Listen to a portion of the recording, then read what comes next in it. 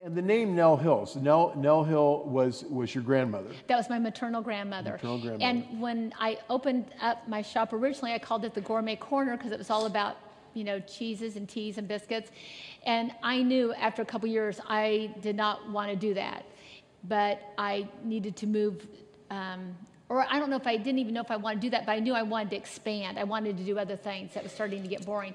And so as the store changed and I was going to expand in my building, I had this old building that as I expanded inside that and took over some space that was leased to someone else, that I had an opportunity. And so when I remodeled the second floor, it's an old bank building. Originally it had 3 stories. And back in the 50s, I believe the 3rd story was taken off. And the 2nd story had been kind of a rooming house on top of that years later.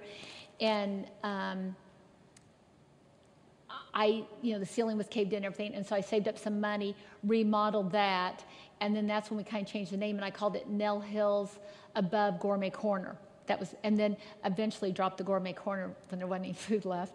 I think, very wise, yeah. I think the secret of your success clearly is the secret of our success is being in a recycled bank building. That's and in our case, we went a step further. We have recycled bankers. But, so you clearly had a business plan. You had this well thought out from the beginning. Yeah, right. But you got into a lot of different things. I mean, anybody who's been in your store, and I say, how many people here have been at Nell Hill's?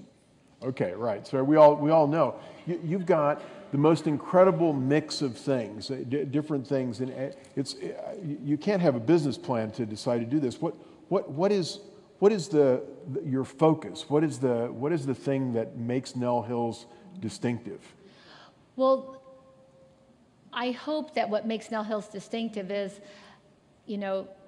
great product at a very affordable price.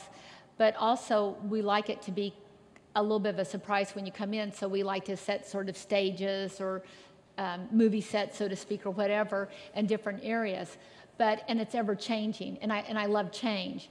But so it's different every time you walk in. Not every time, but quite a bit. I mean, there's. If you're coming from Johnson County, it may be 4 times a year. There's major change. 4 times a year. Okay. We have people that come in, and we're grateful more often than that. But there's an overhaul.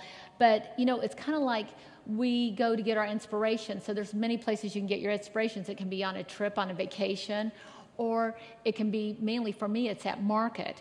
And so you might go into market. So, I might go in to market and get in a complete new category. And, I did that. When you think of starting out with cheese, and now we have sofas, artwork, fabric, lamps, whatever. So it's something different all the time. And when you go, describe going to market for everybody, because I'm not sure everybody understands that. You go to places like High Point, North Carolina, and it's probably one of the largest furniture, and then probably the largest accessory market now is Atlanta, Georgia. But when you go, you're just bombarded with all these beautiful things. Now, some things are just unattainable. They're just ridiculously expensive, and you just think, okay, I sure like to find that lamp, but for a third of that price, right, to sell.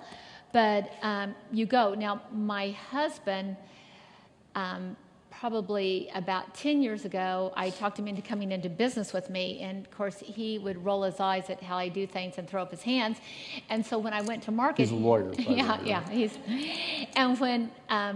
And when I would go to market, he decided he had to have like all these categories and have it all itemized for me, so I would do a better job of buying, and that I know I needed X amount of dollars in lamps and X amount of dollars and this and that. Well, I don't really pay attention to it. And I just go, and if I find something, I buy it.